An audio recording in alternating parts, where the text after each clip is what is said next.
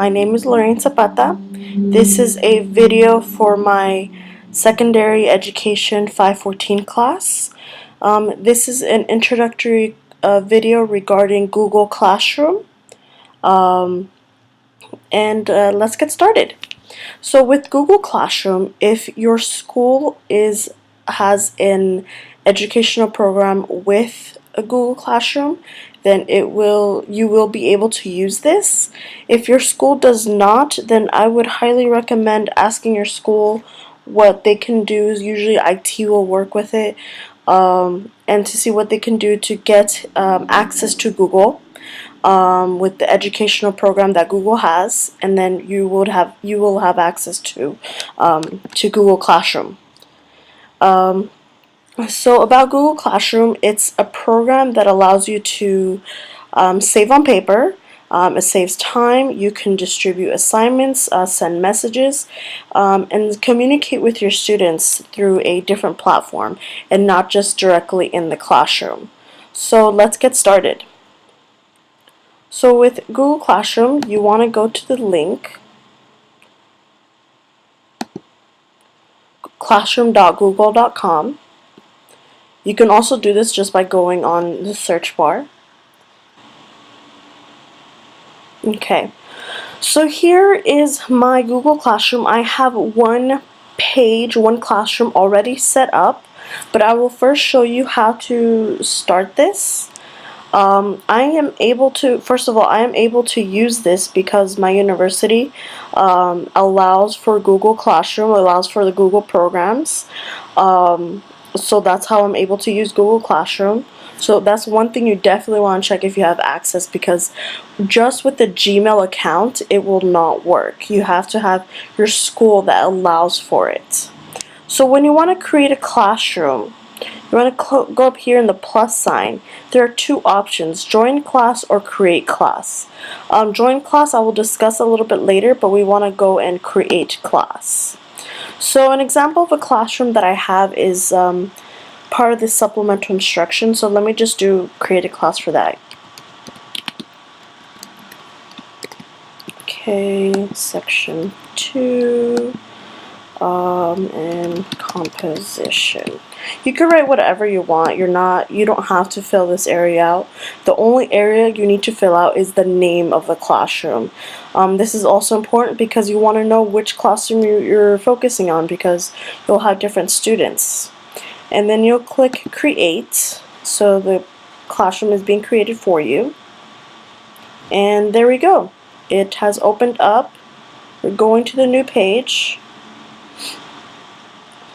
And this is your Google Classroom. So we're going to start here on the first page. This is called the stream.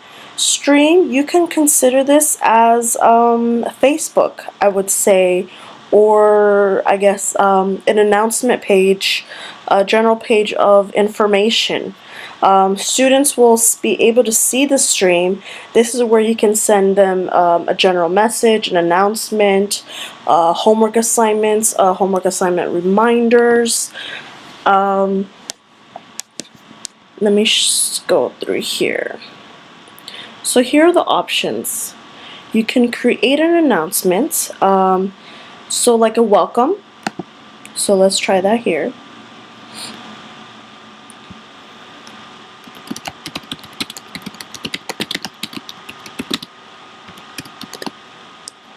You don't have to have a topic, but you can, and then you can have the topics on the side. You can also schedule this to post it later on, save as a draft, and then work on it later, or you can post it right now. The cool thing about the post is you can add an attachment.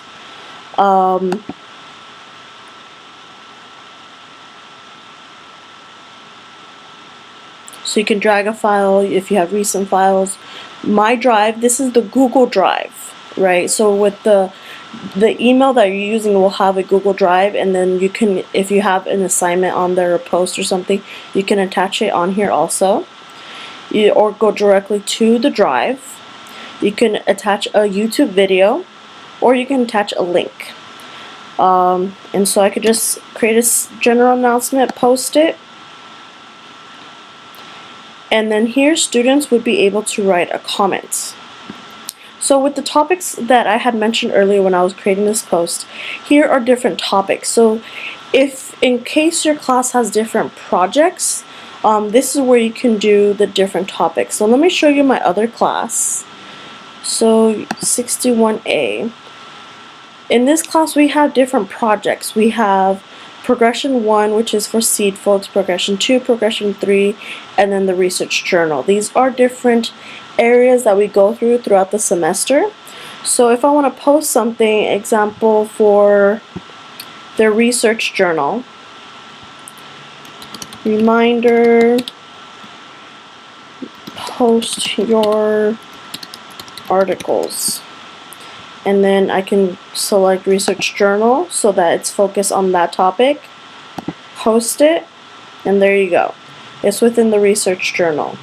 So there's nothing here for progression 2, but if we go here on research journal, it will show there what everything is under that project specifically. So back to the page. So the stream, it allows for you to create posts, or the announcements, create assignments. So this is really cool too. So suppose let's create an assignment.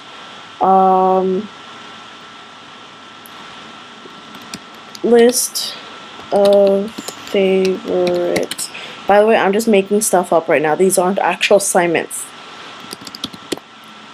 And then I can select a due date. And I'll show you a calendar. We'll have this by Thursday or something. Optional time, 11:59. There you go. I can have a topic. This will be for either one of the progressions. I'll do progression 3. And I can add a YouTube link, either of my favorite song or their favorite song, whatever. I can add a general link. I can have an assignment from Google Drive or make an attachment. And then the same thing, I can assign this right now. I can schedule it to post later or save as draft. If I want to schedule this, I can schedule this to post tomorrow, Tuesday at 8:00 a.m. and then schedule. So then this, what will happen is it will save. The students will not be able to see this. And then tomorrow at 8 a.m. this will post online, and then the students will get a notification that they have an assignment due for Thursday, and this time they have to turn it in, and all the information on there. So this is where they'll be able to see everything. Did I say in progression 3 they could also click on the topics if they want and see that it will be there once it posts, of course. And then let's see, there's also create a question. This is really awesome if you like having discussions. Here you can allow, let's see, let's create a question.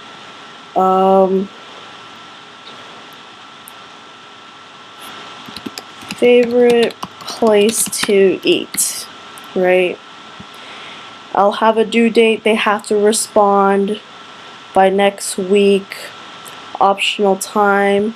Instructions, respond to at least one classmate. Okay? Then students can reply to each other. I can allow this or remove it, but because I want them to respond to each other, I will allow it. And then students can edit their answer. I would prefer to add this because in case a student is typing quickly and then they make a mistake and then they post it, I don't want them to feel embarrassed or anything, so why not let them edit their answer? That way it's clear, it's more of a fun conversation. Here also what's really cool is it gives you options if you want short answer or multiple choice. Because this is a favorite place to eat, let's do short answer. And then the same thing as all the others, you can add a link, go to Google Drive, a YouTube video, or a URL. And then the same thing, you can schedule or save as draft, but I'm going to ask this right now. So students have enough time to respond to this if they want to. So because this is an assignment, a conversation, and they have to have a certain date to when to respond, it will tell me how many have not done it, how many are done, and so this will show me how many are left, right? So you do get an update of all the information of what the students are doing as they're doing this. And then here you could add a class comment. So this allows the students to create comments. Of course, I will show you in a bit how to control this also, just in case it does get a little crazy. And then finally, reuse a post. So if you have a post that you did before and you want to use it again, well, this gives you that option for it. Here on this sidebar, we also have a stream. This shows your past posts that you may have added but then deleted. I'll show you an example of mine that I created but then I deleted. Here at the bottom of the page, they are like blanked out. These are other posts that I deleted. I don't think this is necessary, but I guess as a reminder you can use it. But I wouldn't have it on. There's no point for it, honestly. At least I don't see it. So, but you can do that if you want to. And then if they have an assignment due soon, you can go on here. But right now they don't, so there's still time. And then once they have submitted their work, then you can check their work on here also and then give them a grade. So let's see. Okay, let's go here on students. So I only have one student right now in the classroom because I didn't want to use my entire classroom. But this here, how I had mentioned earlier, is the class code. So if a student wants to join the class without creating their account or anything, they can just, or if they don't know how to, if you don't add them, if you don't add the student into the class directly, but they need to add into the class, you can give them this code, right? So when they go to the classes, Google Classroom, up here at the top, they can go up here in the plus sign and join a class. And then this is where they put in the code to join the class. Okay. And then they'll be added as one of the students. With the students, what's really cool is, suppose with all the students or even with individual students, you can select if the students can post and comment, if the students can only comment, or only the teacher can post or comment. This is really beneficial because of the stream. Students can create a post on here on the stream also. Suppose they find something really interesting, a really interesting article, a really interesting video for the class, then they can post on there because then everyone in the class can see it. But if there's a specific student who's putting in inappropriate information or making inappropriate comments, you can always select that student and limit what they can post. They can only comment possibly. Or you just don't allow them to post anything. Or if you have to, this also allows you to email the student directly and tell them that you can't do this. And then finally, if you're talking to, if it's one student specifically, you also have the option to remove that student from the classroom. Apart from emailing, you could also mute that student, so this student cannot comment at all either. So that is an option just in case there's some drama, which hopefully there isn't, but you never know. Sometimes there can be. Think of it as a stream, and sometimes they might see it as kind of like Facebook and go ranting, and you never know. But hopefully that doesn't happen. So, but it gives you the option, so you do have control of the classroom, so that everyone is in the safe space. Now we go here on About. So this is really great because this is definitely the instructor area. When you create a Google Classroom, you are given a Google Drive folder. So when I created this University 61A, it created a folder for the class. So let me click on it. There isn't anything right now except for a page that I use for testing. But it creates a folder. This is the folder you can use for students to submit their work, for you to create additional material to post onto your Google Classroom.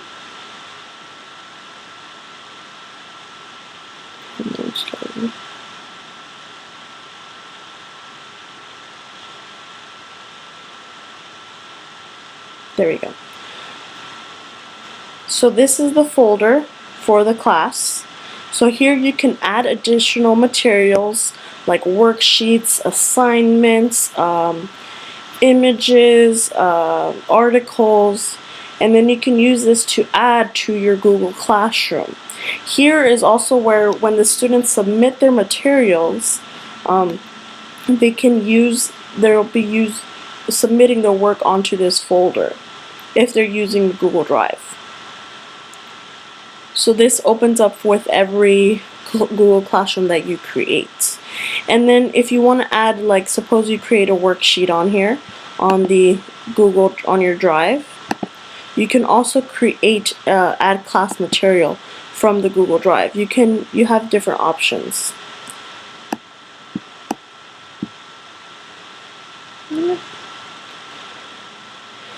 Let's see, if I click here on the Google Drive,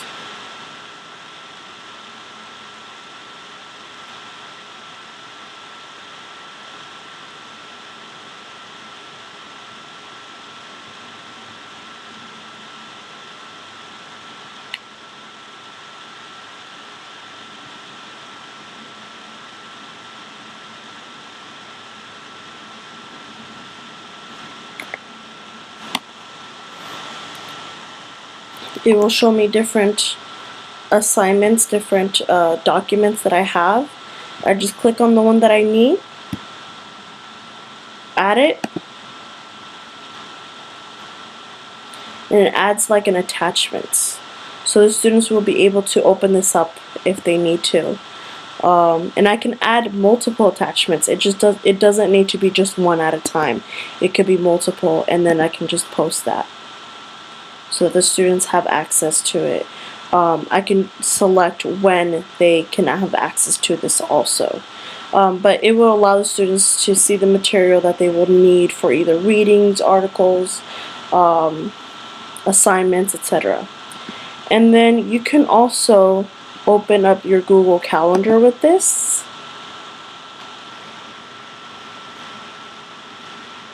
Yes. So here it'll show you a calendar if you want to show the students specific dates or you have specific assignments due. So here, example, like the assignment that's due on the 22nd, it will show on there, so students it'll show the students the calendar and how much time they need if they're visual kind of students. So we go back to Google Classroom.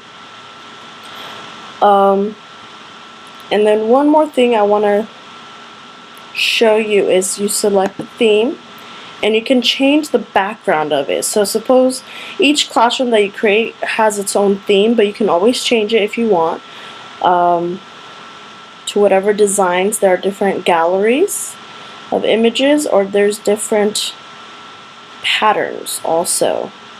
I'm more of I like the images in the gallery than the patterns because they look a lot prettier. Or like this one. And there you go. It changes the color, the background, everything.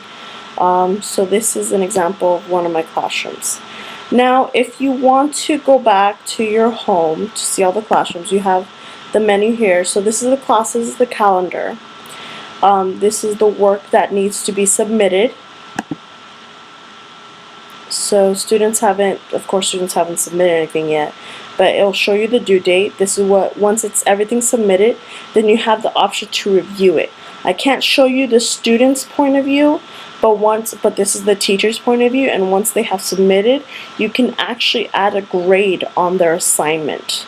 So instead of marking it all down on paper, you're saving on paper, and you can put it on just their accounts, and they would be able to see the grades that they got for that assignment. You could also add comments too if you like adding comments to students' assignments. So these are the two classes that I have. Let me go back to the home. So once you have the classes, but then there's a class you don't want anymore, you don't need, you're done with, you have the option here to archive. What this does is that once you have archived a classroom, you will not have access to edit anything on that classroom. Students will not be able to edit that classroom, but it will be saved in your history. So an example that I have here, I archived one classroom, was to test out. So this class, I can't use it anymore. It's still there, and I can restore it if I need to, but it's set to the side and it's not part of my main classes anymore. But you can do that if once you're completely done with the classroom, complete different set of students and everything, that's an option of yours. So yeah, so this was the teacher's perspective of Google Classroom. It's really, I really like it because you save on paper.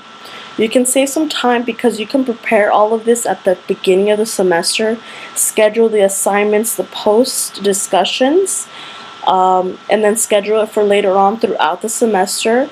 You have your schedule of the topics of the assignments that you're going to have. You can add more material whenever you need to, or remove material if you need to. Students, as long as this university allows for the educational part of Google, then all the students in your class should be able to have access as long as they use their school email. And that's also a good thing that I like, is because I like it when the students use their professional school email instead of one that they just have from home, because it doesn't seem as professional, and then they start getting used to that idea also. So Google Classroom is really great, really for time saving, for interacting, for the future, for the computers. So I really hope you enjoyed this video. I hope it was helpful, being informative, and giving you information of how to use Google Classroom and how it can really benefit your class. Thank you.